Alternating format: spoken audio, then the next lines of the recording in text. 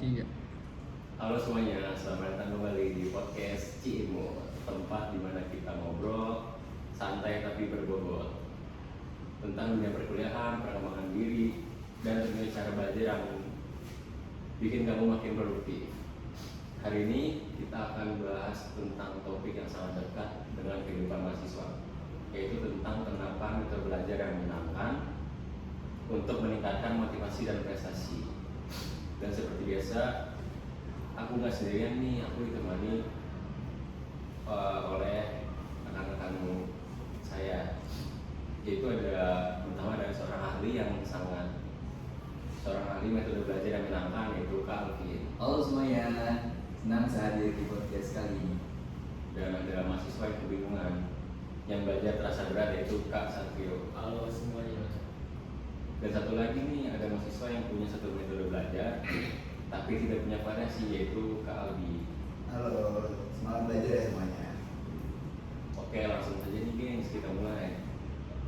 Sebelum kita masuk ke penjelasan teorinya, aku mau dengar dulu nih dari Kak Rio. Kamu bilang tadi masa kesulitan belajar, boleh ceritakan lebih lengkap gak? Iya nih Kak. Jadi setiap kali belajar rasanya tuh berat banget. Misalnya nih ada tugas atau materi yang harus dibaca, kita tuh bingung harus bacanya dari mana. Mau buka laptop atau mau buka laptop langsung ngantuk atau nggak fokus. Terus kalau udah mulai bingung mau di apa. Apa saya yang salah atau memang belajar itu seberat itu? Wah, lihat banget nih. Dan aku yakin banyak pendengar yang mungkin merasakan hal sama. Kak Alvin, apa kasus ini umum gak sih? Untuk kasus ini sih sebenarnya umum ya. Banyak banget mahasiswa yang merasa males banget buat belajar. Jadi belajar itu ditunda-tunda. Sebenarnya itu salahnya bukan mahasiswanya, tapi metode belajarnya yang salah. Mungkin untuk selanjutnya saya akan memberikan beberapa metode belajar yang lebih menyenangkan untuk dijalani sehari-hari.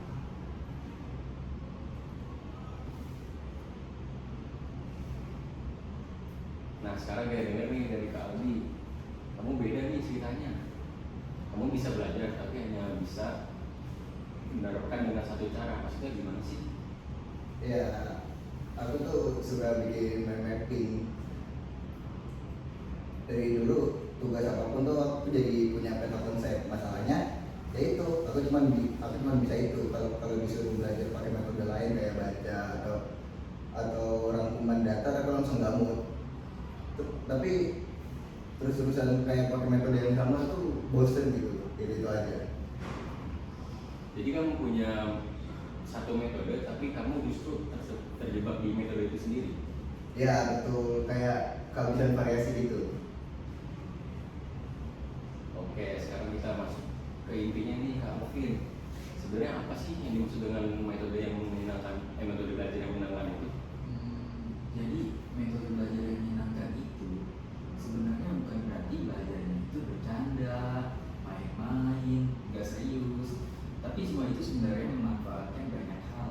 Nah, aku nih udah bikin beberapa rangkuman. Aku juga udah sering buat bagi metode belajarnya. Gimana sih caranya ke banyak orang? Nah, di sini aku udah buat rangkumannya. Sebenarnya metode belajar yang menyenangkan itu memanfaatkan minat personal mahasiswa. Jadi minat kalian itu kalian ketahui dulu minat kalian itu apa. Dan yang kedua itu menggunakan emosi yang positif. Jadi mood kita itu harus bagus dan juga berpikir secara positif. Yang ketiga itu cara kerja otak yang lebih natural. Jadi otak kita itu lebih natural dan juga lebih fresh. Yang keempat itu aktivitas kreatif. Kita juga harus menggunakan hal-hal kreativitas kita yang meningkatkan bagaimana sih cara metode belajarnya supaya lebih menarik dan juga lebih menambah wawasan. Dan yang selanjutnya itu ada variasi teknik belajar. Variasi teknik belajar ini sebenarnya tuh ada banyak ya. Mungkin untuk beberapa contohnya saya bisa memberitahu atau memberikan kepada kalian, di antaranya yaitu metode belajar yang menyenangkan. Itu ada 8 yang saya rangkum di sini. Yang pertama itu ada gamifikasi. Apa sih gamifikasi itu? Gamifikasi itu belajar menggunakan elemen seperti game, level, dan juga tantangan-tantangan. Jadi kalian itu belajarnya menggunakan game, contoh seperti quizzes ataupun game-game lainnya yang digunakan untuk pembelajaran. Dan yang kedua itu ada belajar menggunakan visual atau belajar visual. Belajar visual ini contohnya seperti belajar menggunakan video, menggambar, contohnya seperti menonton video tentang pembelajaran, nanti kita rangkum seperti itu. Dan yang ketiga itu ada diskusi kelompok kreatif. Di sini jadi bukan hanya tanya jawab aja, tapi juga role play dan juga dengan debat ringan. Jadi kita tuh kayak berbagi di antara kelompok dan juga kelompok lainnya, berbagi ilmu seperti itu atau sharing-sharing. Dan yang keempat itu ada project based learning, yaitu belajar sambil membuat proyek nyata. Contohnya kayak gimana sih? Contohnya itu kayak kita belajar membuat maket, seperti membuat ruangan miniatur menggunakan kardus seperti itu. Yang kelima itu belajar dengan teknik Feynman, yaitu menjelaskan bahasa dengan sesederhana mungkin. Jadi bahasa banyak banget kan, pasti bahasa-bahasa yang kita nggak tahu. Kayak misalnya bahasa Indonesia itu banyak banget kosakatanya. Terus ada juga bahasa-bahasa Inggris. Nah jadi kita sederhanakan supaya kita lebih paham. Oh ternyata tuh artinya kayak gini, artinya kayak gini, kayak gitu. Misalnya belajar, contohnya nih, contohnya tuh kayak bahasa Inggrisnya learning kan bisa diartikan sebagai belajar maupun mendengar gitu. Selanjutnya yang ke-6 yaitu belajar sambil gerak. Ini tuh cocok untuk mahasiswa yang kinestetik. Jadi ada beberapa orang yang belajar itu harus melihat seorang itu sambil gerak. Contohnya memperagakan, seperti harimau itu harus diperagakan. Jadi dia lebih mengerti apa yang sedang dijelaskan oleh dosen ataupun seseorang seperti itu. Selanjutnya ada belajar dengan teknologi. Belajar dengan teknologi ini contohnya menggunakan website, aplikasi hafalan ataupun flashcard digital. Jadi di zaman yang modern ini kita bisa belajar menggunakan banyak sekali teknologi. Contohnya itu seperti website gitu, yang sudah saya bilang tadi. Yang ke-8 adalah belajar dengan storytelling. Storytelling ini sebenarnya bercerita. Jadi kita itu belajar, terus kita ubah menjadi cerita.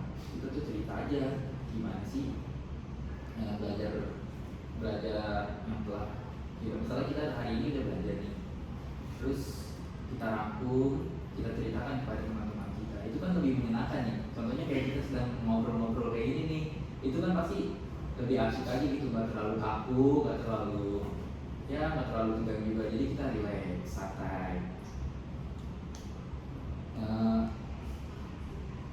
Mungkin dari banyaknya metode belajar yang saya rangkum ini ada 8 yang bahasa tadi, yang mungkin kalian nanti bisa terapkan di rumah masing-masing atau kalian terapkan bersama teman-teman kalian. Seperti itu Kak Rizky dan juga Alwi dan juga Rio. Berarti kuncinya di suasana ya?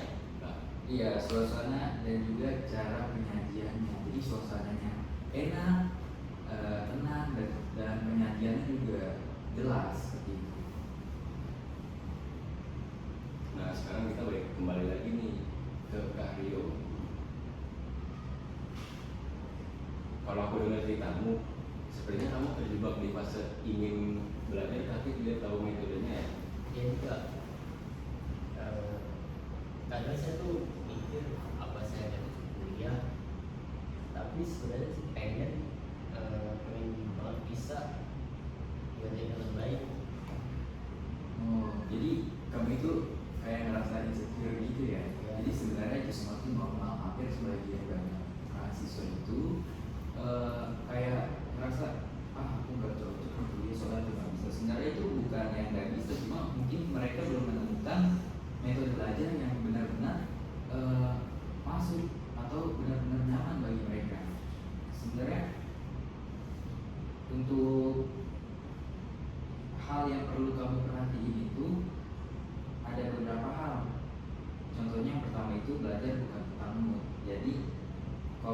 kamu misalnya kamu pengen belajar tapi kamu nunggu mood kamu bagus, itu sebenarnya bukan kayak gitu caranya. Jadi belajar itu bukan tentang mood kamu bagus. Kalau moodnya bagus ya belajarnya nggak akan mulai. Jadi mau ngapain, mau lagi ngapain pun, walaupun lagi males kamu paksa aja buat belajar. Jangan nungguin harus bagus dulu. Kalau kayak gitu, kalau nggak caranya seperti itu kamu nggak akan bisa.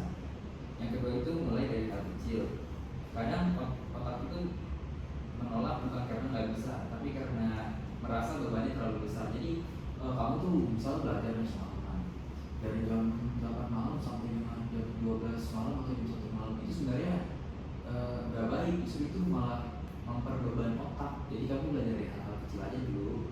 Seperti misalnya sehari ini kamu belajar 1 jam atau 2 jam saja. Jadi nggak harus sampai begadang, larut malam, lupa tidur gitu. Jadi kamu juga harus memperhatikan kesehatan kamu juga. Kemudian yang ketiga itu bisa jadi Rio itu belum tahu cara metode belajar yang cocok buat diri Rio gitu.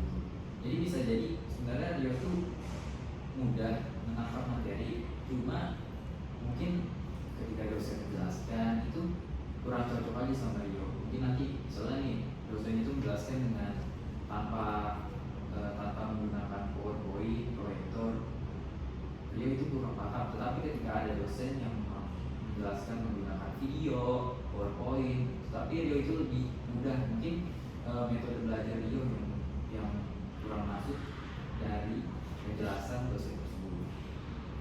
Yang selanjutnya itu yang keempat ada pola.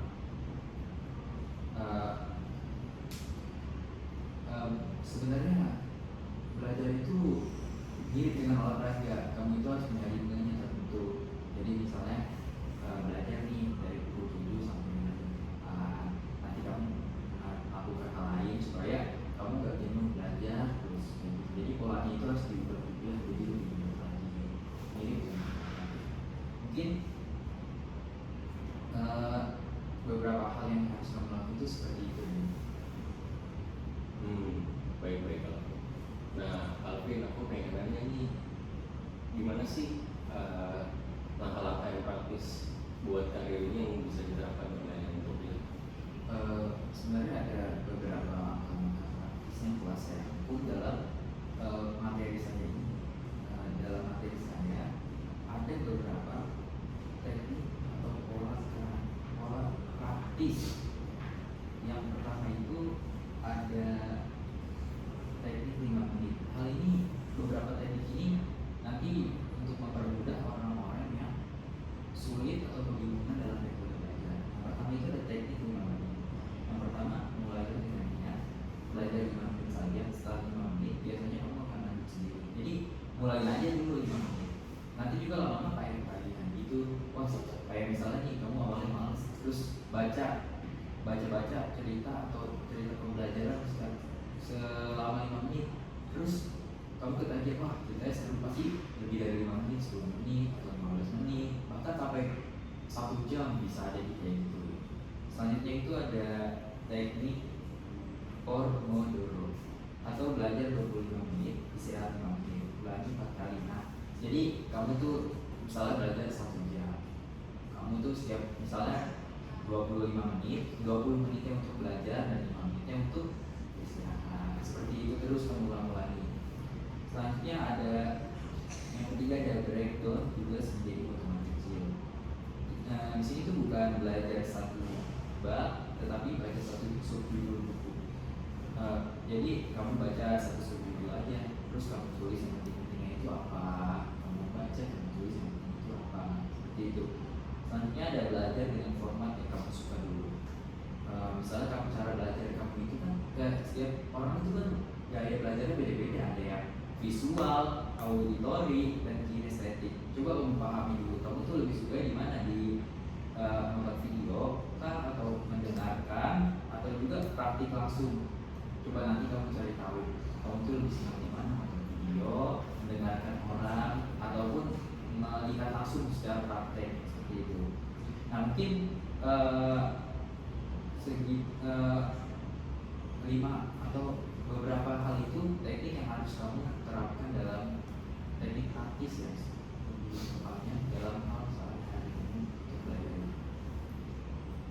Wah, Kak Alvin 15 itu kayaknya bisa banget nih buat nanti metode belajar aku. Iya itu dia sebenarnya. Makanya kita harus mulai dari hal yang kecil dulu, contohnya 5 menit dulu. Jadi nggak usah langsung wah lama banget nih belajar harus 1 jam. Jadi mulai aja dulu dari kecil. Nanti juga kalau udah terbiasa pasti dari 5 menit, 10 menit, 15 menit, 30 menit, bahkan bisa sampai berjam-jam kalau sudah terbiasa. Seperti itu. Nah sekarang kita ke Albi nih. Kamu punya metode NLP yang bagus nih, tapi kenapa menjadi bosan gitu? Ya Kak, aku tuh kayak start gitu Kak, mau coba metode lain tapi takut kayak nggak cocok gitu. Aldi, sebenarnya kamu tuh udah punya potensi yang bagus untuk menggunakan mind mapping. Jadi belajar menggunakan mapping itu kamu sorry. Jadi itu kamu sudah mencari rangkuman dari beberapa materi, pasti kamu jadikan mind mapping kan, kamu gabungkan. Nah seperti itu sebenarnya udah bagus banget buat kamu. Nah tapi kan otak kita itu lama-lama juga bakal bosan kan buat belajar itu terus. Kita juga harus butuh banyak variasi belajar. Contohnya itu seperti hitungan, hafalan, konsep panjang, materi praktik, dan juga banyak teori. Metode mungkin ada beberapa metode yang kamu coba selain mapping. Itu ada beberapa metode. Di sini sudah saya rangkum. Yang pertama itu ada Cornell Notes, atau bikin catatan terstruktur dengan kotak ringkasan samping kiri. Kamu jadi bikin ringkasan di beberapa tabel atau kotak-kotak. Selanjutnya ada flashcard, yaitu cocok untuk menghafal istilah, definisi, dan juga teori. Jadi kamu tuh ngapalin definisi, ngapalin teori, dan juga istilah. Selanjutnya ada Feynman teknik, yaitu belajar dengan menjelaskan ulang pada orang lain. Jadi kamu belajar, kamu pahami apa yang kamu pelajari, lalu kamu ceritakan kepada orang lain, seperti itu. Selanjutnya ada Notion Study Table, yaitu belajar lewat tabel digital, checklist, dan juga database. Jadi kamu tulis aja tuh apa yang kamu mau pelajari, terus nanti kalau udah checklist. Selanjutnya belajar menggunakan video animasi seperti crash course atau short video. Kamu tuh bisa belajar menonton video, terus kamu pelajari nih intinya apa sih dalam video ini, terus kamu catatkan bisa. Selanjutnya ada diagram alur, yaitu materi yang berurutan. Jadi materinya itu harus berurut, misalnya dari awal, dari dasar sampai ke dalam. Selanjutnya ada study group kreatif. Study group kreatif itu sebenarnya seperti belajar kelompok. Jadi kalau belajar kelompok itu kita bisa saling sharing. Misalnya kita nggak tahu kan bisa nanya sama yang lain, dan yang lain juga apa yang kita nggak tahu bisa diberitahu ke kita. Jadi menambah wawasan juga. Mungkin segitu saja yang bisa saya sampaikan untuk beberapa teknik pada Andi. Jika kamu ingin mencari teknik lain, mungkin kamu bisa mencarinya di internet atau di website kamu. Wah Kak, ternyata banyak banget ya metode belajar itu. Aku kira tuh cuman kayak nyatet, baca, terus mapping gitu. Sebenarnya banyak banget cara belajar itu kan, apalagi di zaman yang modern ini kita bisa nonton video, lihat di internet, dan juga lihat di link belajar lainnya. Jadi nggak harus mapping aja, jadi supaya bervariasi. Kak Alvin, saya mau nanya nih, bagaimana sih metode belajar yang dilakukan itu bisa meningkatkan prestasi mahasiswa? Jadi untuk mekanisme belajar yang menyenangkan itu ada 3. Yang pertama itu meningkatkan motivasi internal. Saat belajar terasa menyenangkan, otak pasti mengeluarkan dopamin.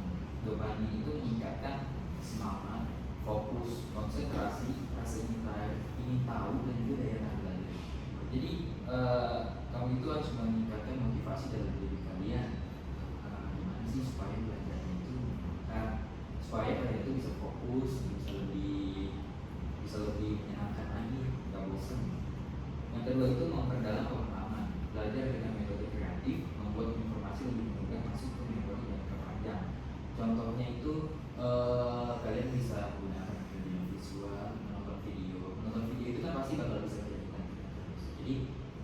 belajar itu kita nggak gampang lupa, kita jadi bisa ingat terus dalam jangka panjang.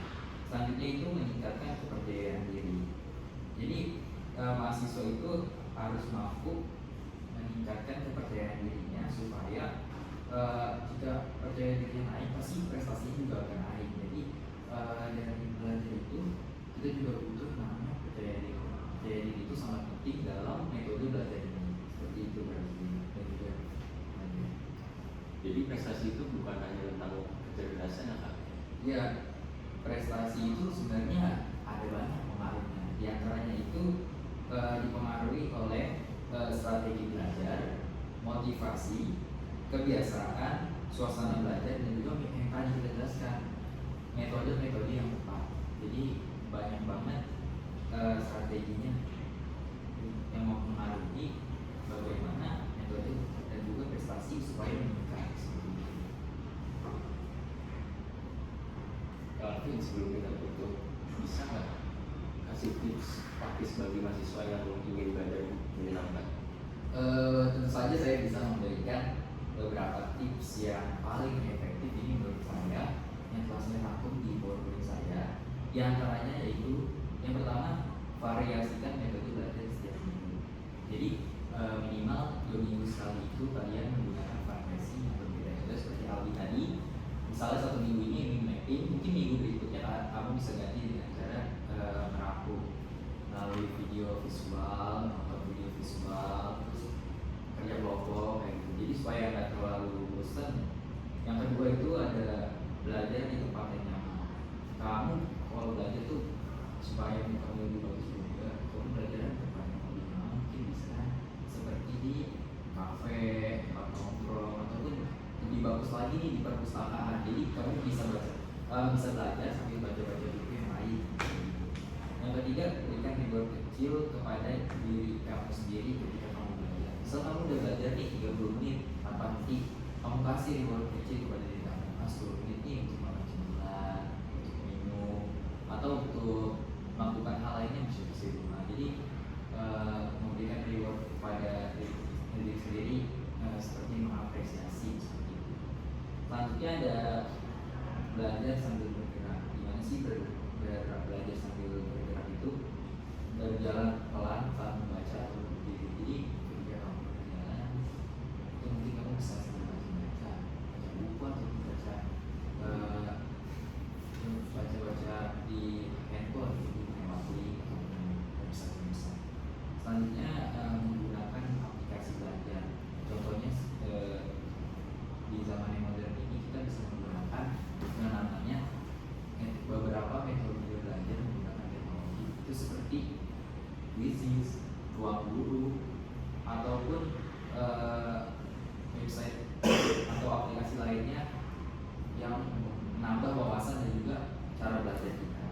Nah, yang keenam ini bikin studi grup ber-4 orang, ataupun boleh lebih 4, 5, 6. Itu study group itu untuk yang tadi saya jelaskan, kerja kelompok, supaya kita misalnya nggak tahu bisa langsung nanya sama teman. Jadi itu sebaliknya, kalau teman ada yang nggak tahu bisa nanya sama teman. Selanjutnya itu menggunakan warna dan juga gambar. Menggunakan warna dan juga gambar ini sebenarnya itu membuat otak kita 40% lebih mengingat sesuatu apa yang telah kita lihat dan juga kita pelajari. Jadi kalau bisa kayak nonton video, gambar itu yang ada warnanya supaya meningkatkan 40% daya ingat otak kita seperti itu. Dan yang ke-8 ini, yang terakhir itu rekam suara dari kita sendiri. Jadi kita belajar, kita ingat, lalu kita rekam suara kita, dan ketika kita mungkin agak lupa nih, kita bisa dengerin lagi suara kita. Jadi kita baca, kita ingat, lalu kita dengar dengan cara direkam. Jadi belajar ini banyak banget kan caranya. Bisa kita menggunakan teknologi, mengingat, dan juga menonton video seperti itu. Wah, luar biasa banget ya pembahasan kita hari ini. Sebelum kita tutup, tentunya ada pesan-pesan dari masing-masing narasumber nih. Kalau dari saya kayaknya merasa lebih ringan dan ternyata masalah saya tuh bukan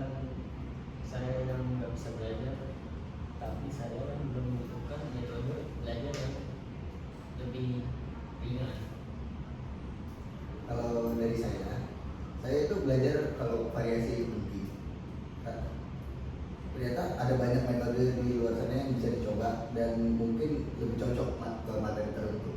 Nah, betul tadi yang dibilang Rio juga Aldi. Jadi sekarang udah ketemukan di mana masalahnya. Nah, untuk masalah Rio, mungkin Rio belum menemukan metode belajar yang cocok untuk dia, dan juga Aldi mungkin karena dia kurang dalam variasi belajarnya, jadi dia itu cuma dua. Nah, kalau untuk pesan dari saya sih, mencari ilmu itu atau belajar itu sebenarnya personal ya, sesuai dengan kemauan sendiri-sendiri, karena setiap orang itu berbeda-beda cara belajarnya. Ada yang lebih suka menonton video, mendengarkan, dan juga melihat prakteknya secara langsung. Mungkin dari saya juga temukan saja gaya belajar kalian sendiri-sendiri. Jangan mengikuti kata orang, tetapi lakukan sesuai dengan keinginan hati. Gimana sih cara belajar yang baik dan juga benar? Supaya apa? Supaya itu semua bisa meningkatkan prestasi dan juga meningkatkan kualitas untuk diri kalian sendiri. Seperti itu Kak Rizky, Aldi, dan juga Rio. Baik, terima kasih ya Kak Alvin, Kak Satrio, dan Kak Aldi. Ya. Semoga episode ini bermanfaat untuk pendengar kita yang sedang berjuang menemukan belajar yang baik. Sampai jumpa di episode berikutnya. Bye semua. Dadah.